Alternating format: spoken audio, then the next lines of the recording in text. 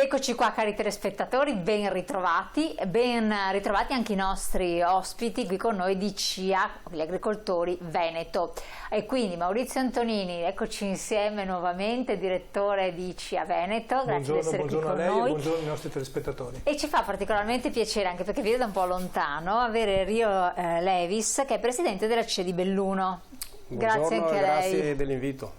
Allora, la presenza in modo particolare della CIA di Belluno è significativa, non è casuale, ma l'avevamo già anticipato ancora prima del periodo estivo di interruzione che avremmo messo la lente di ingrandimento nei territori, proprio perché giustamente voi ci sollecitate, ci seguite da varie parti della nostra regione e quindi dove si presentano delle problematiche, delle criticità oppure, è vero Maurizio Antonini, anche magari delle cose belle, positive, col tempo ci saranno anche quelli in agricoltura, delle eccellenze, dai, parleremo anche delle eccellenze, giustamente dove è possibile invitare chi rappresenta quel territorio è molto importante, vi fa sentire anche più partecipi, giustamente più seguiti. Comunque CIA è presente in ogni territorio, non solo a livello regionale ma anche provinciale, e dà supporto a tutti quanti, quindi se avete delle necessità di una consulenza, di un aiuto, chiamate la sede o rivolgetevi direttamente agli sportelli per avere una risoluzione possibile oppure delle possibili soluzioni a determinate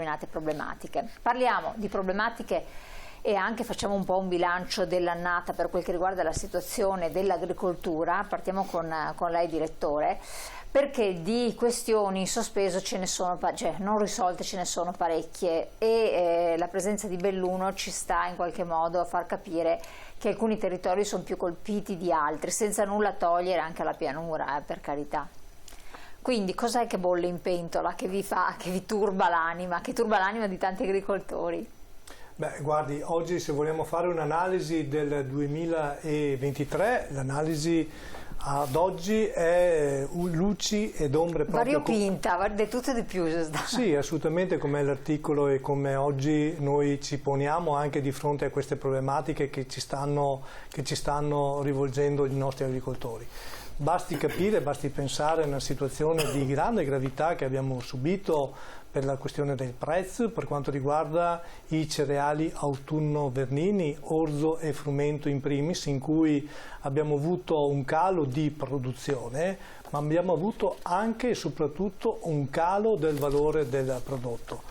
Oggi stiamo raccogliendo il mais ceroso e qualche difficoltà fitopatologico nel territorio viene dimostrata e stiamo raccogliendo oggi l'uva. Ricordo che a livello veneto abbiamo delle stime che superano il 5% in più rispetto agli anni precedenti, però vede, il settore vitivinicolo è oggi un settore che dovrà fare i conti con alcune difficoltà fitopatologiche, la peronospera per primis, ma per poi passare anche alla fluorescenza dorata, che è l'altro elemento di grande preoccupazione dei nostri agricoltori di interi territori. Quindi che vede la situazione già ambientale, già del tipologia di coltura determinano questo. Però per passare poi alla situazione degli allevamenti, in cui abbiamo situazioni molto peggiorative, basti pensare alla parte degli allevamenti suinicoli con il problema della PSA, peste suina africana, che è un virus che colpisce i maiali, che oggi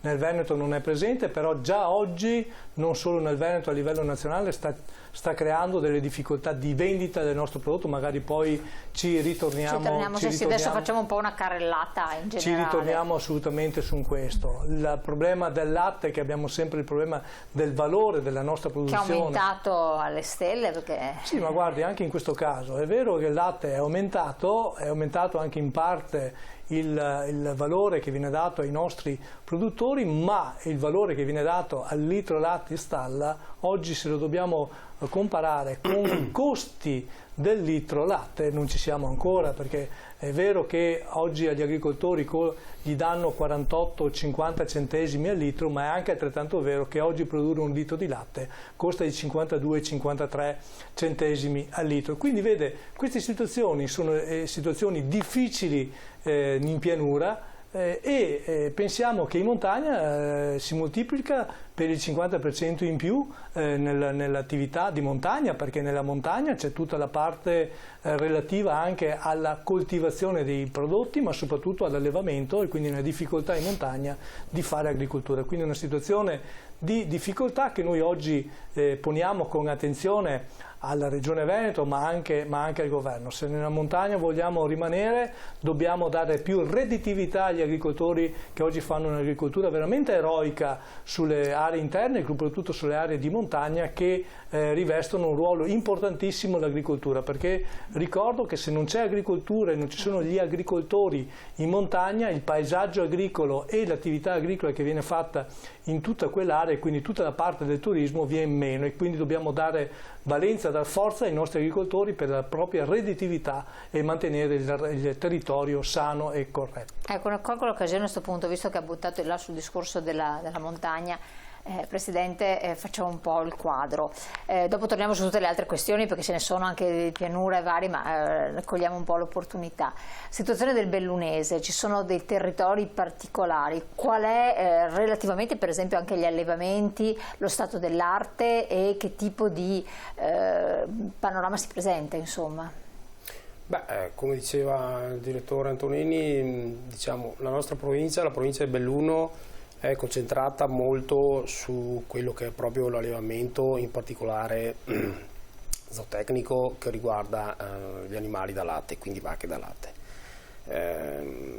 Ad oggi la nostra fortuna è di avere, ricorderei, una struttura come la Latte Busche, che insomma riesce veramente a operare in modo, dico ogni tanto, esemplare, perché si trascina via insomma la materia prima del latte un po' su tutta la provincia, con dinamiche insomma mi capirete, di modo per arrivare alle aziende molto difficili.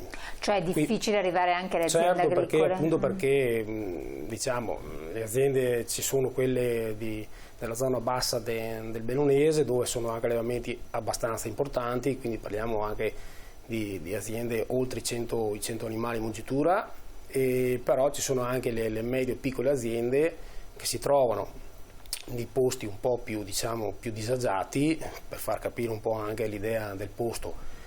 Tutti conosceranno molto bene il Cadore, zone come il Comelico, zone come insomma tutta la parte alta che guarda Cortina. Lì ci sono ancora allevatori e allevamenti medio-piccoli che veramente resistono in modo esemplare, tenendo in piedi anche aziende di un certo livello, perché parliamo insomma di aziendine che comunque riescono ad avere un qualcosa come anche 40, 50, 60 animali in produzione, cioè in mungitura tutti i giorni, e non è una cosa così semplice pensando appunto a dove si trovano queste aziende qua.